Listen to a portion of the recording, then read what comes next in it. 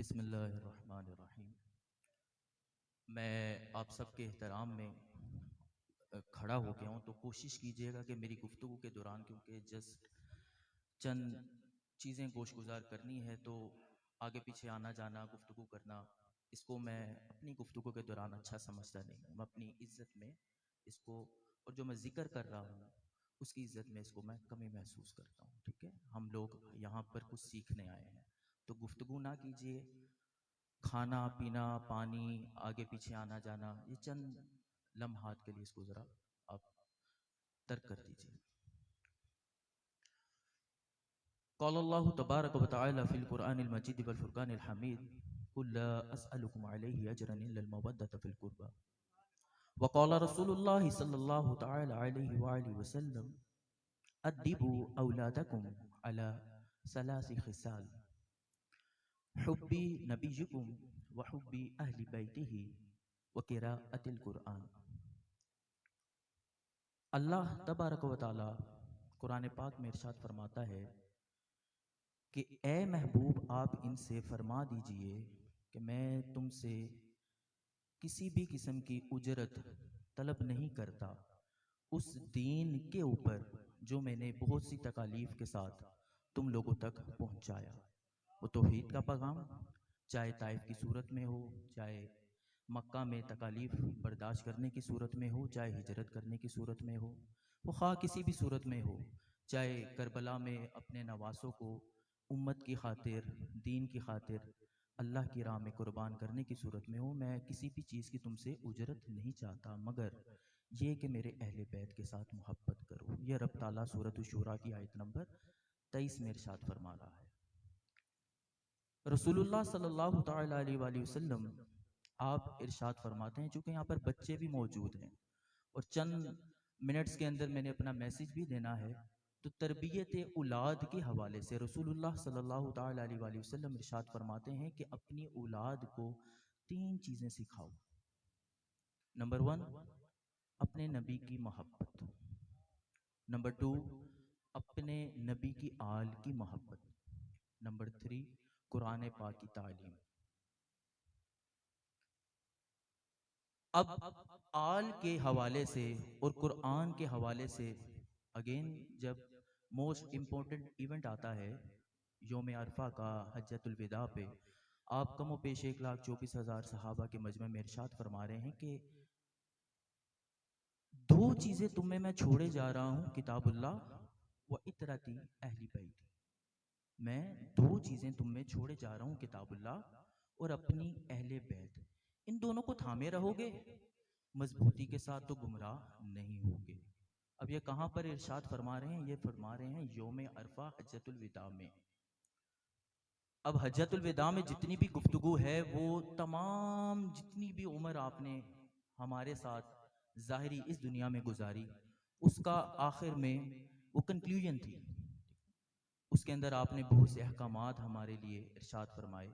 وہیں پہ پوری امت کو جن کے پیچھے لگا رہے ہیں وہ کون ہیں؟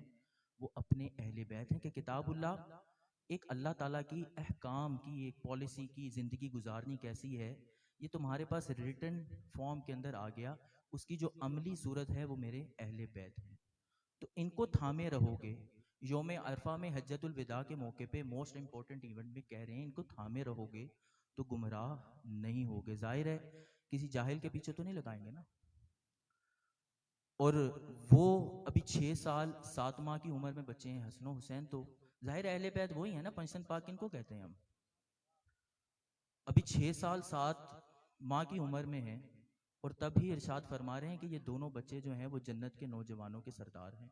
یعنی ان کو اپنی تربیت پر بھی یقین ہے کہ میں جس کے پیچھے پوری امت کو لگا رہا ہوں ان کی میں نے تربیت ٹاپ کی کر دی، ان کے اندر صلاحیت ٹاپ کی ہے، ان کا کردار ٹاپ کا ہے۔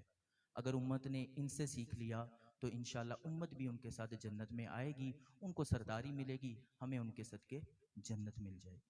تو ہم نے کیا سیکھا؟ 3 چیزیں ہم نے اپنی اولاد کو سکھانی ہے۔ نمبر 1، اپنے نبی کی محبت۔ نمبر 2، اپنے نبی کی اہل آل کی محبت۔ نمبر 3، کتاب اللہ کی تربیت، ٹھیک ہے؟ کتاب اللہ کا فہم۔ اب مولا علی شیر خدا کرم اللہ تعالیٰ وجہ الکریم آپ فرماتے ہیں کہ اللہ تبارک و تعالیٰ نے جتنے بھی صحائف نازل کیے، جتنی آسمانی کتابیں نازل کی، ان کا تمام علم قرآن پاک میں ہے۔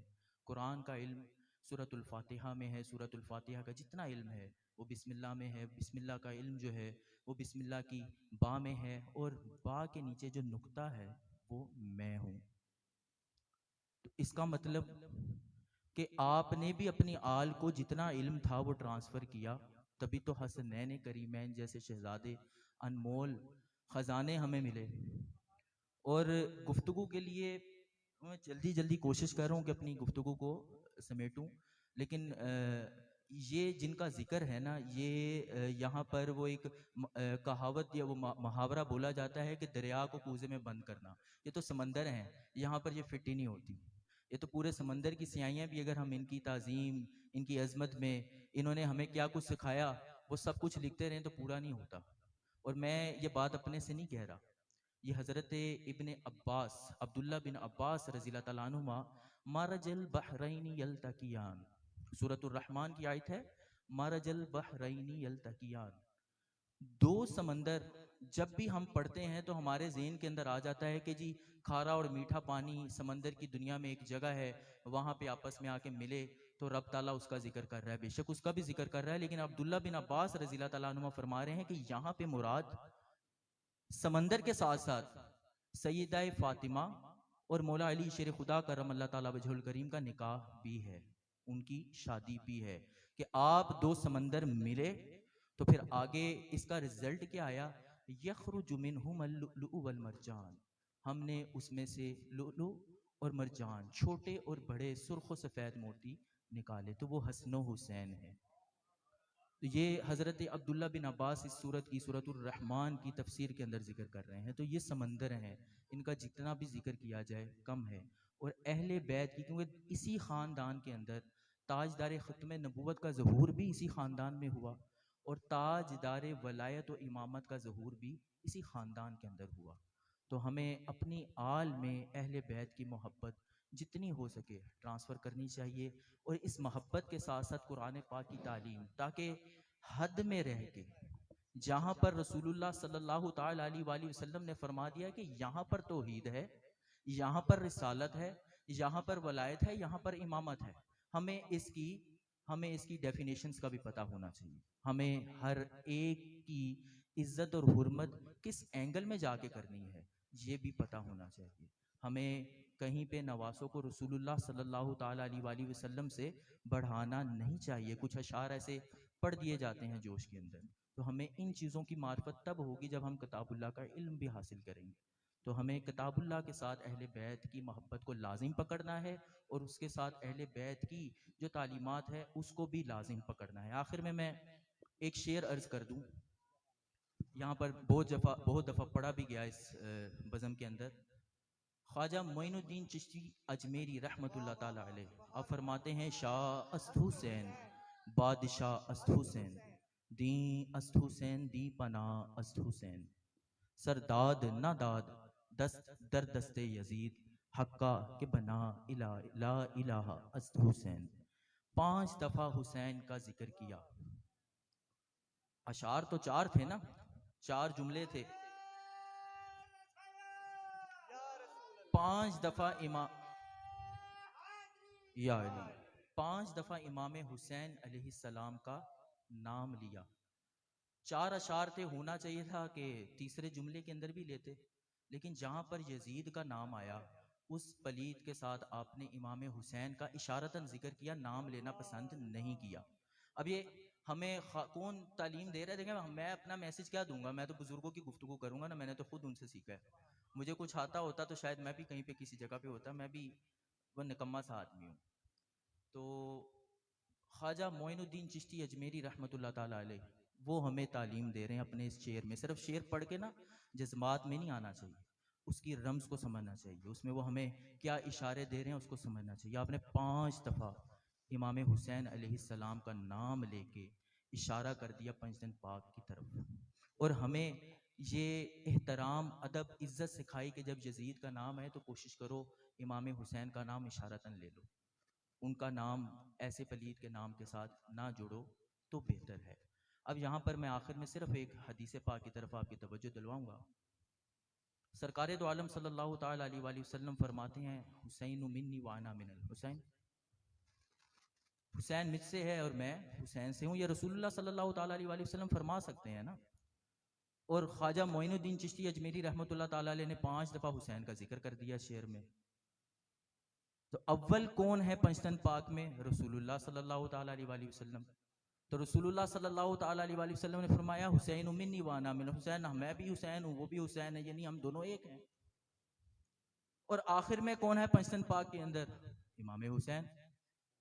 تو 5 دفعہ ذکر کر کے اشارتاً خواجہ معین الدین چشتی اجمیری رحمۃ اللہ تعالیٰ علیہ نے پنجتن پاک کی طرف اشارہ بھی کیا اور یہ بھی کہہ دیا کہ پانچوں کے پانچوں ہی حسین ہیں۔ شاہ است حسین، بادشاہ است حسین، دین است حسین، دین پناہ است حسین۔ یہ جو چاروں جنہوں نے پہلے پردہ فرمایا انہوں نے تربیت کی تھی حسین کی، انہوں نے حسینی ہونے کی تربیت کی تھی۔ اس کے بعد پھر حقہ کہ بنا لا الہ است حسین، اصل میں بنیاد امام حسین کی شہادت جو ہے وہ علماء کرام ارشاد فرماتے ہیں کہ یہ اصل میں رسول اللہ صلی اللہ تعالیٰ علیہ وآلہ وسلم کی شہادت ظاہری کا ظہور ہوا۔ آپ ہی نے 6 سال 7 ماہ کے عرصے کے اندر جو تربیت فرمانی تھی وہ آپ نے فرما دی، اور یہاں پر آپ کی سرداری کا جو جنت میں ہم لوگوں کے آپ سردار ہوں گے، اور رسول اللہ صلی اللہ تعالیٰ علیہ وآلہ وسلم نے جو فرمایا اس کی صداقت اس کربلا کے مقام پہ آپ کی شہادت کے ساتھ ظاہر ہو گئی۔ نہ ایسی شہادت کبھی آج سے پہلے ہوئی نہ اس کے بعد ہوگی۔ آج تک بہت سے تاریخ کے اندر لوگ اسلام کی خاطر شہید ہوئے ہیں۔ اگر ہم حضرت حمزہ رضی اللہ تعالیٰ عنہ کا ذکر کریں، آپ کو بے دردی کے ساتھ شہید کیا گیا، آپ کے اعضاء کاٹے گئے، گلے میں پہنایا گیا، لیکن وہ آپ کی شہادت کے بعد کیا گیا، جسم سے روح پرواز کر چکی نا۔ لیکن امام حسین علیہ السلام نے اپنے جگر کو ٹکڑوں کو اپنی شہادت سے پہلے ہی دیکھا کرتے۔ آپ نے علی اصغر کو دیکھا، آپ نے علی اکبر کو دیکھا، آپ نے اپنے جتنے بھی قاسم کو دیکھا، آپ نے امام حسن کے بیٹے کو دیکھا، آپ نے اونم محمد کو دیکھا، آپ نے اپنے دوست مسلم بن عقیل کو دیکھا، آپ نے 72 شہداء کی اکیلے میں لاشیں اٹھائی۔ اور اس کے بعد یعنی آپ نے جو تکلیف لوگ بعد میں سہتے ہیں اپنے اعضاء کٹوانے کے، آپ نے وہ اعضاء جو جسم کے حصے سے اللہ تعالیٰ آگے نکالتا ہے، ان کی درد، جن کی اولادیں ہیں نا ان کو پتہ ہے اولاد کی درد کیا ہوتی ہے، آپ نے وہ شہادت سے پہلے سے ہی، اس کے بعد پھر جب آپ کی شہادت ہوئی تو آپ کا سر تن سے جدا بھی ہوا، اور اس کے بعد جو کچھ یزید نے کیا وہ کسی سے ڈھکا چھپا نہیں۔ اللہ تعالیٰ سے دعا ہے کہ اللہ تعالیٰ ہمیں اہل بیت کے ساتھ وفا کرنے کی توفیق عطا فرمائے۔ وفا ہے کیا؟ صرف ایک منٹ، یہ حضرت غازی عباس علمدار با وفا سکا، موقع ہوتا تو میں آپ کو ان کے نام کی تشریح عرض کرتا۔ با وفا، تصوف میں وفا ہے رب تعالیٰ کی ذات میں فنا ہو جانا، لڑکا لڑکی کی مجازی محبت نہیں ہے، یہ ضرورت ہے، اس کو وفا نہیں کہتے۔ وفا ہے رب تعالیٰ کی ذات میں فنا ہو جانا۔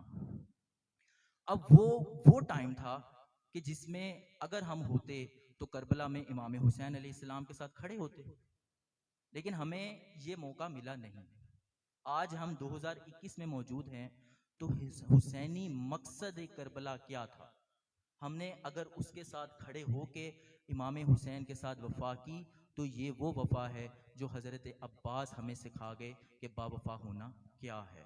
تو حسینی مقاصد کو لازمی اپنی زندگی کا حصہ بنائیے، ورنہ خود کو حسینی کہہ کے مقصد کربلا کی معاذ اللہ آپ لوگ توہین نہ کیجئے۔ امام حسین کے جو درس ہیں ان کو سنیے، وہ کیا ہیں میں ہلکے عرض کر دیتا ہوں۔ نماز، والدین کی نافرمانی بالکل نہیں کرنی، کیونکہ والدین کی فرما برداری میں تو وہ کربلا آئے تھے نا، اپنے نانا جان کے حکم پہ آئے، اپنے مولا علی، سیدہ کائنات سیدہ فاطمہ نے جو کچھ سکھایا وہ کربلا ہے۔ تو والدین کی نافرمانی بالکل نہیں کرنی، جو کرتا ہے وہ ذرا خود پہ اپنے غور کر لے۔ نماز نہیں چھوڑنی، جھوٹ نہیں بولنا، آپ کی وجہ سے کسی کو دل آزاری نہ ہو۔